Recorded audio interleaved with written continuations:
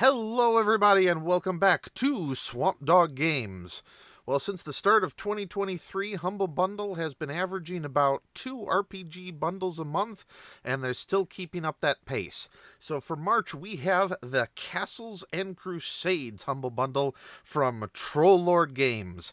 Today, we're going to go look into it more in depth, everything that you get in it, my own opinions on what their all value propositions are, and see if this is something that you should add to your collection or not.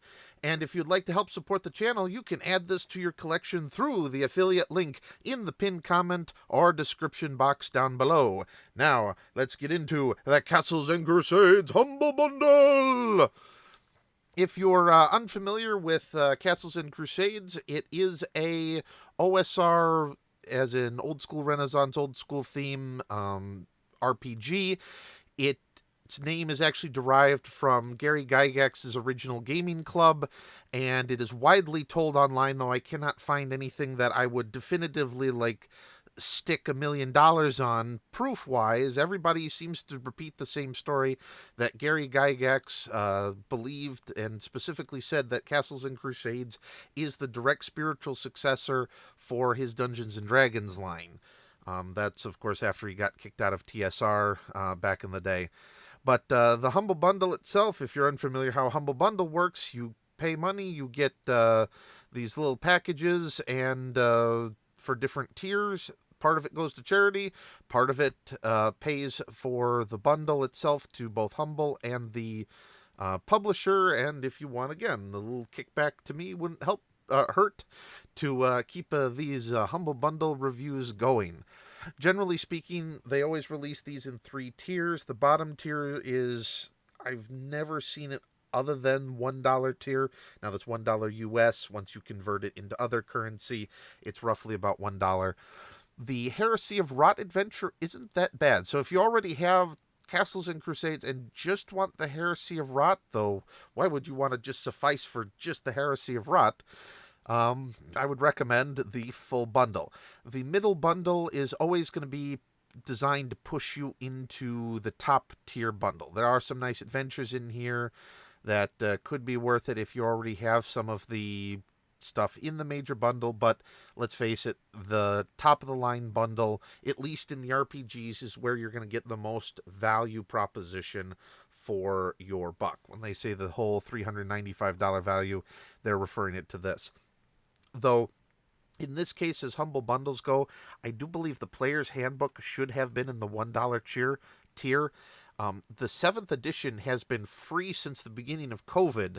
They started it to keep people indoors, and because that mess went on for as long as it did, I highly doubt they're going to be canceling the 7th edition handbook for free anytime soon. So might as well just include that in the $1 tier if you can get it for free on their website anyway, but that's just me. Anyway, when you get in here, you download all the PDFs directly to computer. It's not like the Paizo Pathfinder Humble Bundle where you just got a code and had to redeem it on Pathfinder's website and got all that DRM-filled garbage. Here, you actually get the raw DRM Free PDF directly to your computer, and you get to use Humble Bundle as your library. You can then search for it in the search box anytime that you need your specific PDFs, or you can just download it and store it in a cloud server like I do for when I need it for gaming. Whoever is their back end of data management and database inputs needs to double check what the heck he did, because everything here says Frog God Games. There is no relationship. This is Troll Lord Games. Not sure why they screwed this up. Please, Humble Bundle. You did this in the last one where you put Old School Essentials, which is from Necrotic Gnome, and Exalted Funeral, as in from Frog God Games as well. Your guy needs to come in here and fix these values so they provide proper accreditation. First off, the first PDF you get in the first complete one, again, this should have also probably been in the first tier. This is a starter adventure package. It includes just enough rules necessary to play this one adventure, just enough adventure material to play one adventure, and comes with some pre-gens in here. This should have been in that lowest tier as well, if you don't want to splurge for the big level ones to at least get an idea of how the game functions. Castles and Crusades, they have their 7th edition, or 7th printing, excuse me. I'm so used to editions, handbook that you get in this. As I said, you can get the 7th printing for free off their website. Now, Humble Bundle has gone with printings, not editions. Starting back in their 5th printing, they were still kind of doing editions. They've stopped that. They've now made sure that all new edition or printings going forward are all fundamentally the exact same rule set. There are errata changes, there are corrections to pronunciation, there's new artwork that's put in every printing. They do, in some new printings, include material from other books that they've published. Maybe they've discontinued those lines, so bring some of it in, or it was so popular, therefore bring it into the core rule book, some older material. So when you get newer editions, you get new content, but that's mainly to reward new players who come into the game, so they don't have to go and rebuy all that old material to reach the same level as people who have already bought in and are part of the Castles and Crusades ecosystem. So you, as a older player, you may have been buying supplement books already. There's not really a push for you to buy the newest printing of the core rulebook unless you like just the convenience of the updated errata and some of the new core material that they've pulled from other supplements into the core book. But it's not necessary for you as a player to be constantly buying the new player's handbook every time they come out with a new one. It's not like Dungeons and Dragons where the game shifts significantly between editions. This is just cleanup and redos and modernization of the book for newer players. You can, as long as you have a 5th edition or 5th printing or later of Castles and Crusades, you get to just jump in and all of your material just works. It's closer to like the BattleTech war game if you've ever played it. The game has not significantly shifted back from the 80s. The core books now, they've changed what material is where in what books. They've updated some material that used to be in supplements now in the core books, but the game has not changed at all. So anyone who's has the material from the 80s can still work functionally with someone that buys it today. Same thing with Castles and Crusades. The core gimmick of Castles and Crusades is outside of the combat system, which is exactly what you remember with D&D. You roll the d20, you add your pluses, or you add your bonuses to the die, you take away any sort of negatives that will impact your likelihood to hit. Combat is exactly the same that you're familiar with. It's not a jump in the slightest. Spells also work the same way. There are some alternative spell options in the Castles Keeper's Handbook, which is not included in this bundle, but everything here plays exactly the same way you're used to, with the exception of how it handles outside of combat skill resolution. So Castles and Crusades went with the idea, hey, theater of the mind for the most part, explain the story. Combat is does have to remain somewhat rules bound and consistent with traditional D&D to facilitate that combat because you're running opposed checks, but pretty much everything out of combat. If you're scaling a wall, if you're building a castle, if you're writing a novel, instead of skill checks the way D&D does it nowadays in 5th edition, instead you only have to remember 2 numbers in Castles and Crusades. If the action you want to perform is performed by one of your core attributes like strength, intelligence, charisma, will, or constitution, then you roll a 13. If it's not a primary attribute for your character, then you roll have to beat an 18 DC roll.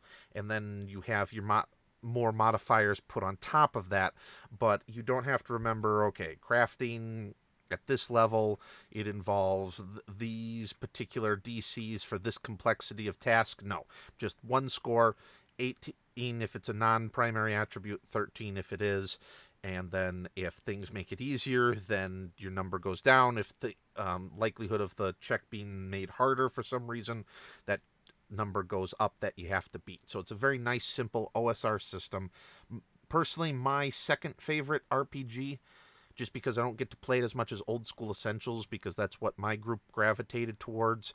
I think if I could play this more, this would be my premier RPG system out there, but just because of experience with Old School Essentials, that has become my current de facto favorite RPG. You also get a character sheet.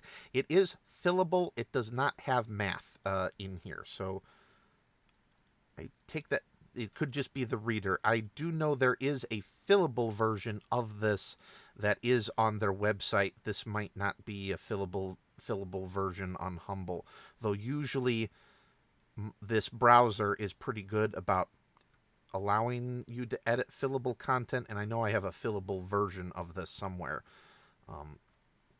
But that's your primary character sheet. The Monsters and Treasure, the only 2 books you need to play this game, just this game with no other supplements, is the Player's Handbook and Monsters and Treasure. This is your bestiary. It does include the treasure rules that, if you're familiar with Dungeons and Dragons, would be included in the Dungeon Master's guide. That was taken out of the core rulebook and put in Monsters and Treasure, but you only need these 2 books. In this game, the Dungeon Master is called the Castle Keeper. His book is actually a more universal book that would be useful for players in any OSR-style RPG, not just Castles and Crusades. But that's an optional book. You only need the core 2, Player's Handbook, and this one, because it provides the monsters. Monster and encounter generation in this game is also a lot easier because of their simplified save system.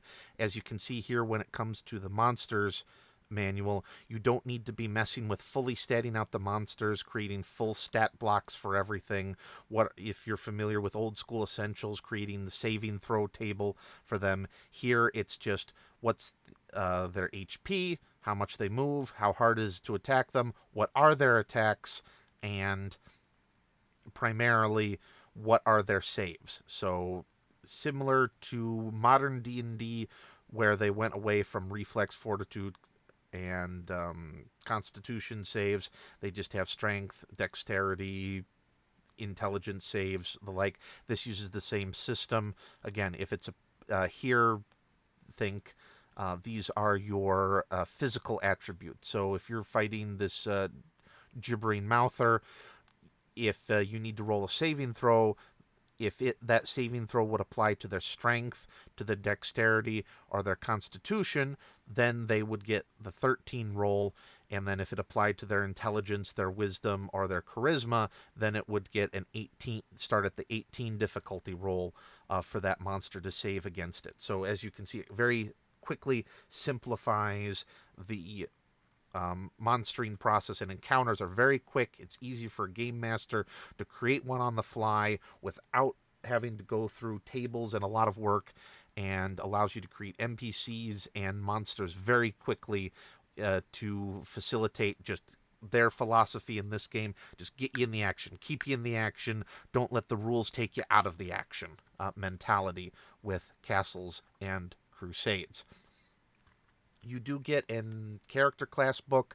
This is some advanced character classes that you can play, similar to Paizo, if you've seen their advanced and hybrid classes, like the Arcanist, which was a combination of the Sorcerer and Wizard, or you had the Skald, which was a combination Barbarian and Bard. Some of those types of classes are in here. Some are advanced classes. The core rulebook stays true to like D&D 3.5 core classes. This one includes maybe some that are more familiar to OSR players, like the Knight or the Illusionist, or advanced options on some of the core classes, such as here where they've got like changes to how the paladin can play, or changes to how some of the core classes can play if you want to make their emphasis on a slightly different footing. Rune lore, this one does add more character classes. This is all very rune specific. So if you want rune magic in the game, that is included in here. If you want rune magic based classes, that is included in here. There is material to introduce the rune lords, even though that's a Paizo supplement. There's lots of it's runes galore. If you like rune-based magic systems, want a rune-based adventure, it's not a adventure module, but it does include plenty of material that you can then build an adventure on top of it. There are some runes encounters in here, but again, it's just primarily runes. You want runes galore in your campaign, the rune lore booklet is going to add that for you. The 3 Codex books that you get in here, this is Codex Germania, Codex Celtarum, and Codex Classicum. These are not set in any pre-built fantasy world.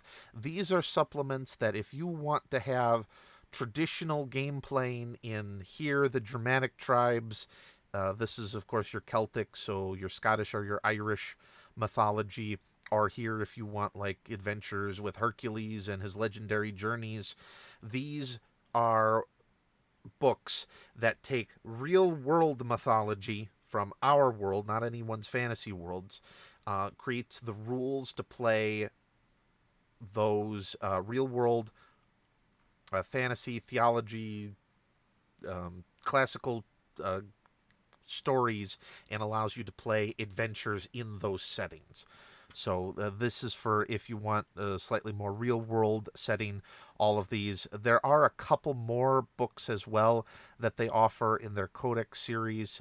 There's one that's Egyptian-themed if you want to play in a direct Egyptian-themed adventure.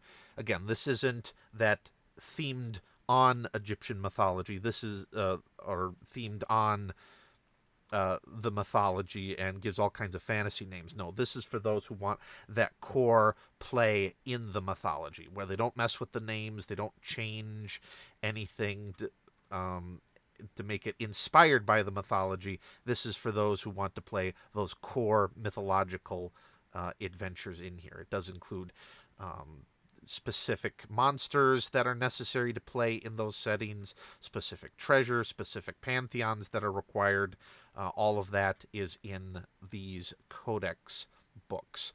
Now, you do have Of Gods and Monsters. This is for if you just want to take those theology material from those books and maybe not the settings, just stick some stats on them and apply them in your adventure. So there is some overlap between this and the codexes.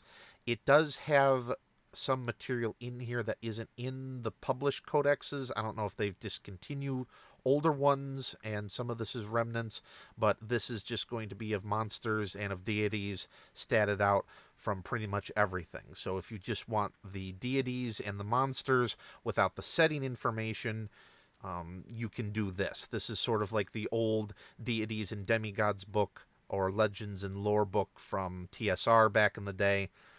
That's what this book fills its niche. Again, it does have material from theology not in the core setting, so even or the Codex books. So even if you do buy the codexes, there is some additional material in here.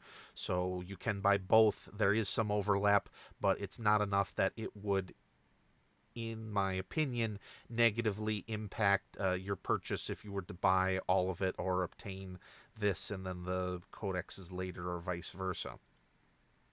Goblins of Mount Shadow is your first adventure module.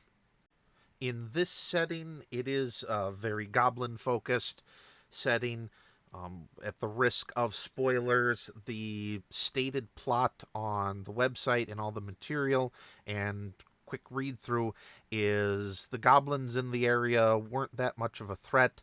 They now have their goblin chieftain, the Grey King, has sort of made a deal with the devil type scenario and is becoming more powerful and has been looting the local townships. The townships have been dealing with nightmares, and they decide to get the adventurers to go in and deal with this threat because doom could possibly be upon them. Adventure setting. This is a one-off, not part of any broader campaign, but is a nice adventure module. The Town of Calis. This is a small township. It is isolated from their broader, they call it Uride setting. So if you look at Dungeons and Dragons, they have the Forgotten Realms, which is primarily where everything is placed. In Paizo, you have Glorian, where pretty much everything is placed. In Castles and Crusades, their company world that they maintain is the Uride setting. This one is technically part of it, but they specifically say that they do make it intentionally isolated, that if you need to take up the town and stick it in your own adventure, you can do it without breaking the module itself, because it doesn't rely so heavily on the Uride setting that you can't just take it and plop it down in your own adventure. It does have the stats for pretty decently sized town. I believe it's about 8,000 people strong in here. This information you need to create life in the town, random events, the NPCs necessary for the town, some stats on some inns. It's a good home base setting. It also includes adventure material that if you want to have a decent-sized town adventure setting, you can do that as well, or just leave it as a home base for your players as they adventure out into the wilderness and come back. That is an option too. This is for those who want a more traditional town-based adventure setting when you don't need something as absurdly large as Tolas from Monty Cook for a city. You just want, hey, some adventure possibilities, some NPCs to make it look alive, a living, breathing town. Then you'll want the Town of Calis in here.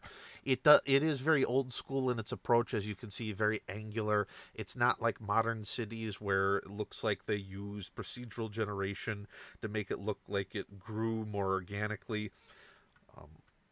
But you can see it is a decently sized township that your players can engage in, as well as the traditional mandatory sewer environment for them to get lost on underneath.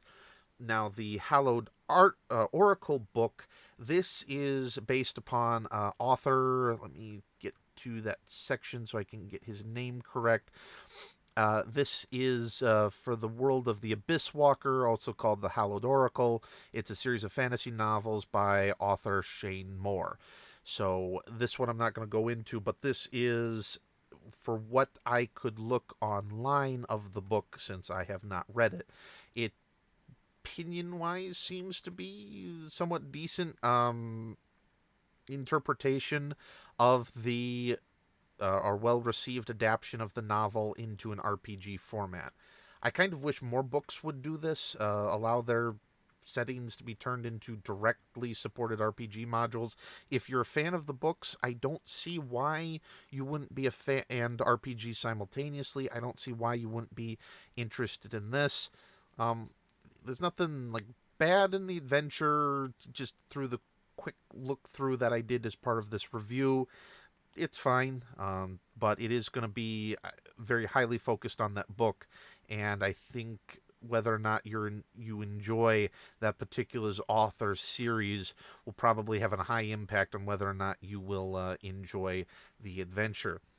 The Hanged Man supplement is you have a town that is cursed with the demon children, thankfully not the demon babies, but they're going to be running around. The township has been cursed by their presence. This short one-shot adventure, pretty much your job is to get into town, remove the curse, hopefully put their souls at rest, and allow the town to get back to normal. Heresy of Rot. This is, out of all of the adventures in here, my second not favorite, but second, I think, most interesting one. The Yule Cat, which we'll get to a little bit later, is probably my most interested looking one. This is very Legend of Sleepy Hollow, Halloween inspired adventure. There's a cult that worships the demon COVID, and they're trying to get the town of Rot, this rot, to take hold in this township. Now, the copyright is 2022, and I know it takes them a while to write these. I don't know what the turnaround time is, but having played Elden Ring, a lot, even though it's not like the Scarlet Rot from that game, a lot of the titles and verbiage, like the King of Rot, the Lord of Rot, and the Rot King, and just the Rot in general, reminds me heavily of those words, though I didn't see anything that looked like the Scarlet Rot the way it appears in game, but that seems to be kind of their end objective, this disease cult that has popped up in this town. They do include, unlike the Hollow or the Headless adventure, this one assumes that the township could be useful after the players go through it. There could be continuing adventures depending upon whether or not they deal with the cult. All in all, a very interesting module. Some very nice Halloween themed monsters. I'm going to have to try this this year, hopefully, and see how my players enjoy it. I also like, at the end, this rating system. I'm going to have to figure out how to steal this for RPG adventure modules on my own channel, because I like the very clearly recommended details here. Party size tells you the range. The party level tells you the party range that you should be working in. The play emphasis, if there's high focus on combat, high focus on social, exploration, traps. I like the fact that it shows up this mix. The GM preparation, that it shows the GM an idea of how much prep time he's going to do it. This is probably aimed, I do agree with its low setting. You just read it the day before and you can probably run it without any issues. That's going to directly relate to the difficulty to run, how much prep time, in my opinion, and then the play hours here mechanism. So I like this rating chart, and I'm going to have to figure out how to steal this for my own personal uses. The next is the Inae's setting. So this is Stefan Chenault is the owner and lead author, because I see his name the most on core Castles and Crusades materials. He's been doing the Uride setting, which was his own private campaign that he's effectively canonized into the lore of the Castles and Crusades world for players to engage in. This seems to be a minor universe that Davis Chenault wrote up. I'm not sure how overlapped their relationship is. This is a significantly smaller world, much smaller setting. If you just need something to like quickly plop an adventure down in here, this gives you some names, some brief explanation of the politics without having to go as in-depth as Stefan Chenault did with his World of Uride setting, which, speaking of which, here's just a map, and this is just the main area map, by the way. They have fully on their website given out a ton of material. There's a World Anvil module that you can sign up for and get free material for their Uride campaign setting. As I said, he's been doing this for, I think he said, over 40 years?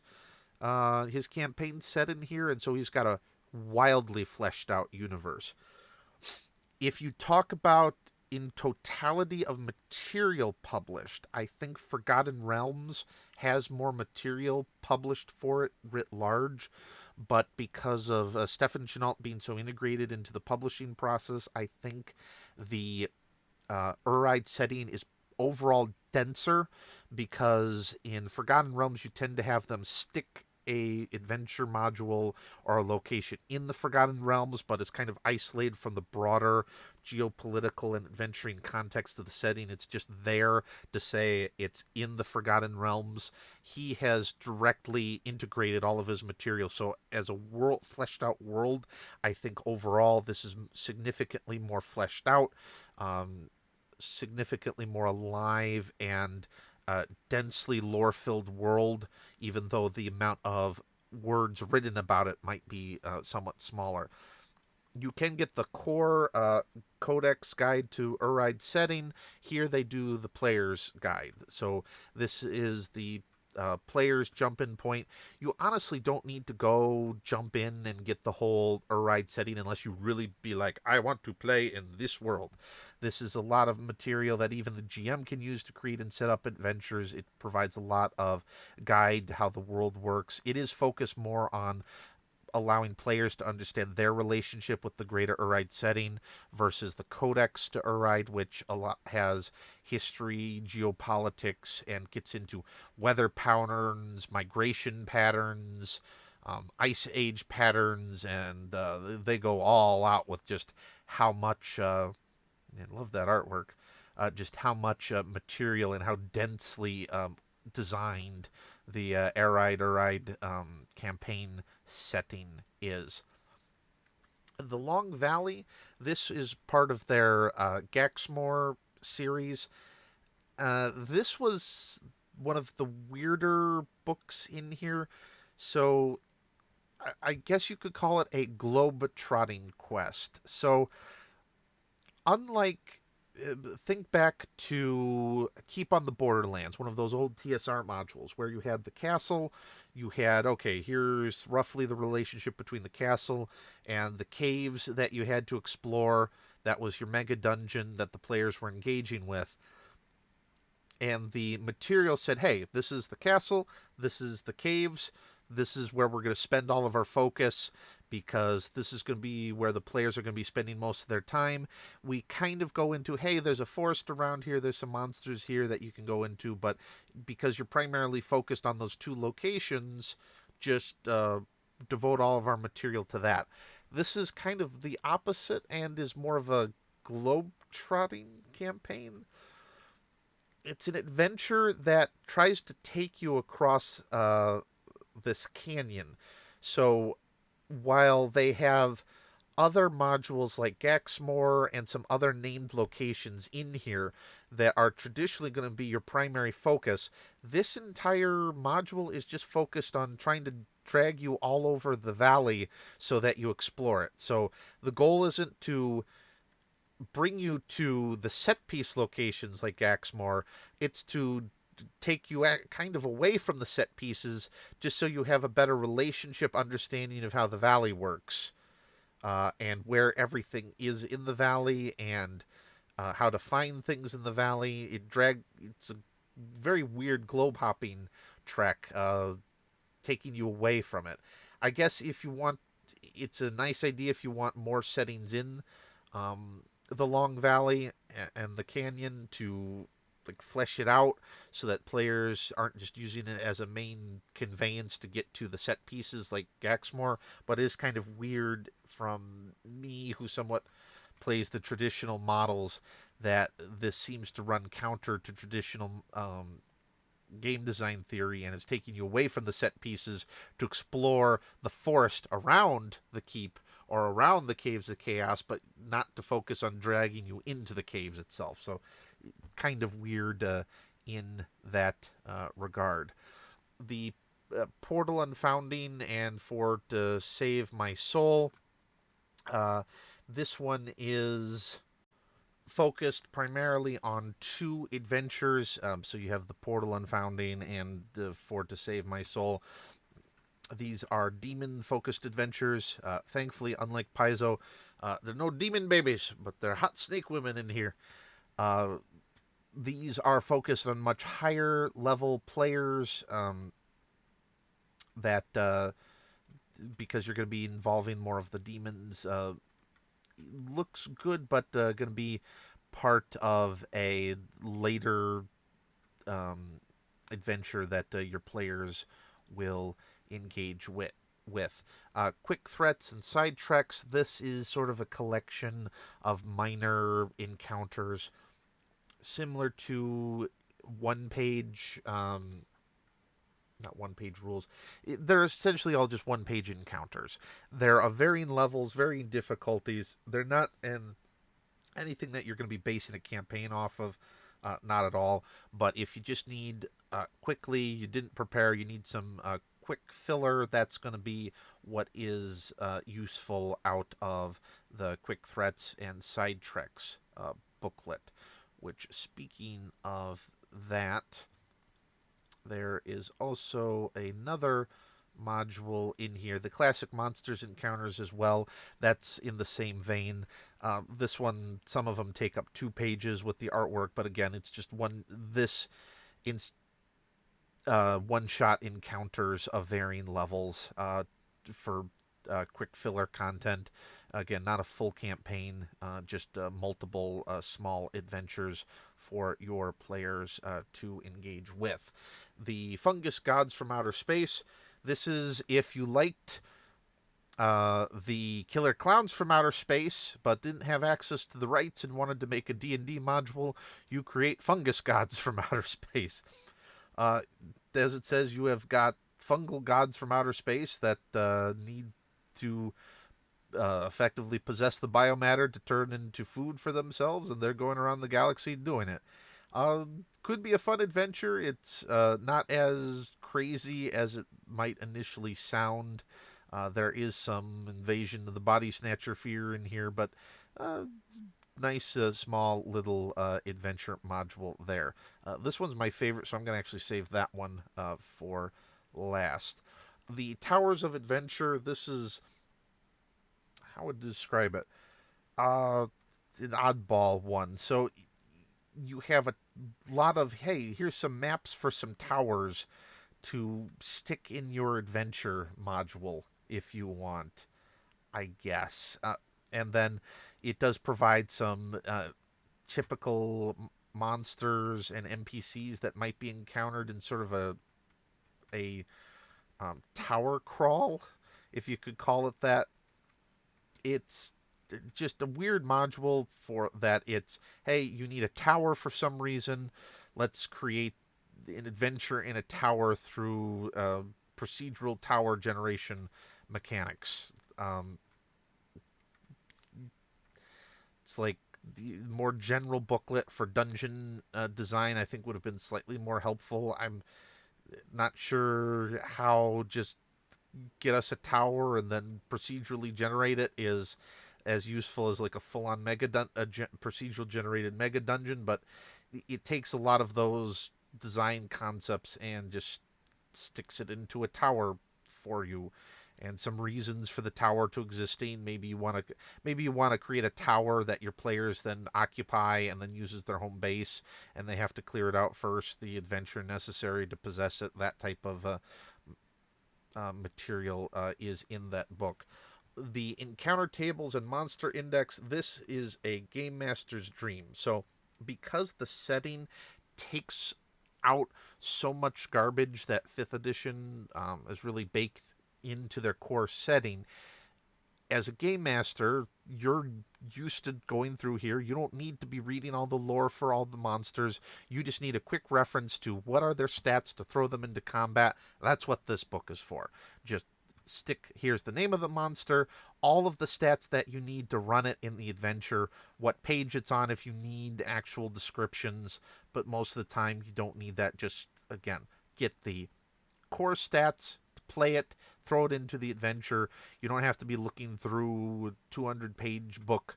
Just look at all the tables in this 38-page booklet instead, what you need out of it, and use it. Great material for the game master that doesn't need to be lugging around that whole Monsters and Treasures book with him, or just a much faster, lower resource-intensive PDF when you stick it on your tablet or your computer and just need the core stats to look at to run the monster. You don't even need to print it out. Now, Engineering Castles booklet. If you've seen the Castles and Followers booklet from MC DM. This is kind of a letdown in comparison. However, if you need more advanced stronghold or castle mechanics than what comes core in Castles and Crusades or most OSR books, a lot of them do include content there, but it's very simplified. This is sort of your mid-tier, and if you just want to spend $60 on a full, all you want is to know how to create all the ins and outs you possibly could of a castle. You could do MCDMs, Castles and Followers guide, but this part of the $18 bundle is more than worth it at that price, just for all the quick castle stats and ideas and generation and understanding the logic behind adventure castle design that you could need. It's a pretty nice booklet. The A series adventure modules, which you get A0, A1, and A2 in this bundle. I don't think there's an A3 in here. It's your this module is primarily focused on, hey, get our players introduced to Castles and Crusades, the game system. It's a short adventure, gives you some basic idea of how the world works, gives you some quick down and dirty about how the game system works, adventure design. It's a really nice, easy, get introduced to RPG adventure mechanics in general for players, and it provides everything that the game master needs to run it, and a good sort of helpful guide on the kind of adventures that tend to be commonly done by the Castles and Crusades writers. If you want to continue that, you have A1 and A2. These expand on the core principles set up in A0, where you just start off as your adventurer and become one of renown, and here they continue the adventures from there as it sort of starts you globe trekking a little bit as you're facing higher level monsters as your character becomes more well known in the setting. The Demon's Tale module, this is actually part of a broader series in this they call it Hell. It's essentially a giant mega dungeon tower that used to be the domain of the demon that was banished from the world of Aride. This module is a shorter piece of that, where a wizard that used to have domain in this giant hell tower for demons ended up binding a succubus to be his servant. The wizard died, and the succubus is now trapped, and the succubus ends up telepathically communicating with the players to get you to try to save her from her captivity in the Demon Tower adventure, and the missteps that occur to the players on their quest to do so. The After Winter's Dark, this is again, another minor adventure into the Aride world setting. The bigger codex provides all the history and everything you could possibly need to know. This is the snapshot of the Winter Dark section of the Aride, effectively seasons, and allows you to jump into that world setting with just what you need to start your adventures in the Winter's Dark period. A Shattered Night is your very classic 1980s movies or old medieval adventuring style novel. You're sort of a Robin Hoodish character. The evil prince has kidnapped the Princess Maid Marian to be his bride or else, and you have to go and save her in this adventure module. It can be part of a broader adventure module series. This is at least the second one.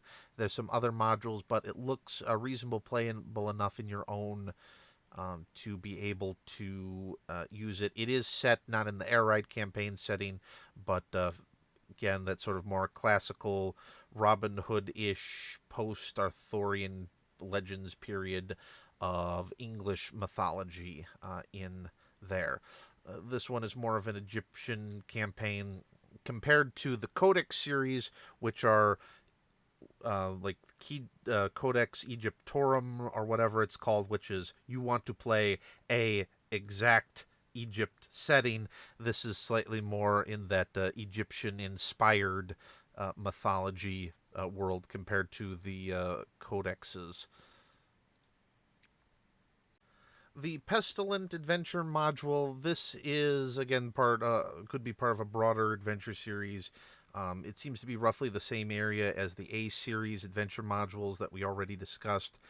This is your classic, the wizards of old knew we had a cursed object that was forged by the devil to lead his armies into battle, but rather than try to figure out how to destroy it, we just keep it hidden until, of course, the evil dudes figure out that it's there, recapture it, and now the chosen ones have to go out to retrieve it.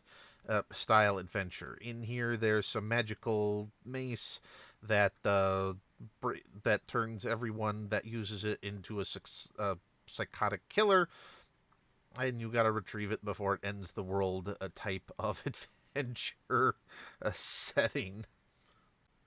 The Falls, the Divide adventure module. This, it says it's C5 on Castles and Crusades, the bundle page. The book says it comes after C4 in the Castles and Crusades C adventure series, but it seems to be an optional like C4.5 adventure setting. It's a pretty quick one. Essentially, there's a castle in the woods that has been abandoned and is now kind of haunted, and the players now, for whatever reason, have to go, that the game master decides to come up with, have to go and try to retake the castle. There's a lot of hauntedness with it, so if you like your haunted castle adventures, that's probably the one for you. This one, The Curse of the Khan, this just being so late in the U series of adventure, it's not really worth it as a part of this adventure bundle, personally, because it has no connection with pretty much anything else that is been included so far. But if you need an adventure module, again, fighting demons of cursed spider queens in a subterranean underground city setting, this adventure could be for you. Unfortunately, they decided to take the Paizo design philosophy and said, we need more demon babies in this setting. If I can find that quick. Yep, there we go. Though thankfully not as creepy as the half bug, half baby, demon baby of Pathfinder. But I'm still like, oh dear God, keep that demon baby away from me. Keep the demon baby away. But it is a very large subterranean encounter. If you need both caves with high encounter puzzles and demons in it, and a huge underground temple, then there is material in here of use to the game master. Now, beware the Yule Cat. I don't know if it was supposed to be this funny. I found it rather funny reading it through here. If you are familiar with the Santa Claus of the Futurama persuasion, that's kind of this adventure. So you have the northern groups that are in the frozen waste, and they're beset by a Yule Cat that comes through and wants to feed on the village.